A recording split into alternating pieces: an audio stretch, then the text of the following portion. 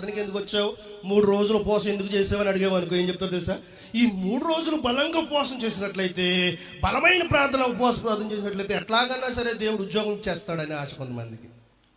3 రోజులు ఉపవాసం ఎందుకున్నామంటే ఎట్లాగన్నా medical seat కొట్టేయాలి, ఆ ఇంజనీరింగ్ సీట్ కొట్టేయాలి, నాకు ఆ ఇన్స్టిట్యూషన్లో సీట్ రావాలి.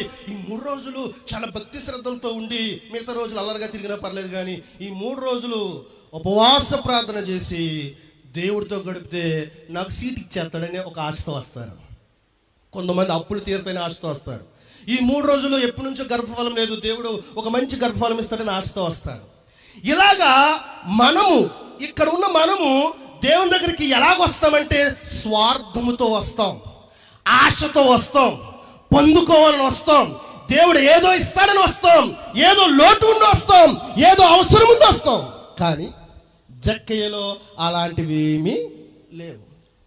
మంచి జాబ్ ఉంది, చిన్న జాబు గట్ట కాదు, అనేక మంది మీద అధికారి. So there is no need of the god. దేవుని అతనికి అవసరము లేదు. ఆయనకు మంచి ఆరోగ్యం ముందు పుష్టిగా ఉన్నాడు, చెట్టెక్కేసాడు, పరిగెత్తెత్తున్నాడు, ఎంత యాక్టివ్గా ఉన్నాడు. మనకులాగా కాలు నొప్పులు గట్ట లేవు. ఈయన పరిగెత్తుకుని వచ్చాడు, చెట్టు ఎక్కాడంటే శరీర సంబంధమైన బలహీనత కూడా లేదు. మన స్వస్థతల కోసం వస్తాం, దేవుని కోసం. అవునే కదా? దేవుని దగ్గరికి ఎందుకు వస్తామండి? స్వస్థతల కోసం వస్తాం. జక్కి స్వస్థత కోసం వచ్చాడా? No, he didn't expect anything from the god. ఆర్థిక వృద్ధి కోసం వచ్చాడా? No, he is the richest man. డబ్బు కోసం రావాల్సిన అవసరం ఆయనకి లేదు. ఏదో ఉద్యోగం పొందుకోవాలని దేవుని దగ్గరికి వచ్చాడా? నువ్వు అనుకో ఉద్యోగం వస్తుందని వస్తావు, దేవుడు ఉద్యోగం ఇస్తాడని వస్తావు.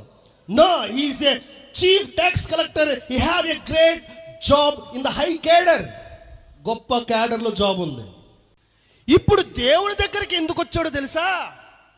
డబ్బుంది, ఉద్యోగం ఉంది, ఆరోగ్యం ఉంది, కానీ తన జీవితము మేడి పండులాగా ఉంది. మీకు ఒక విషయం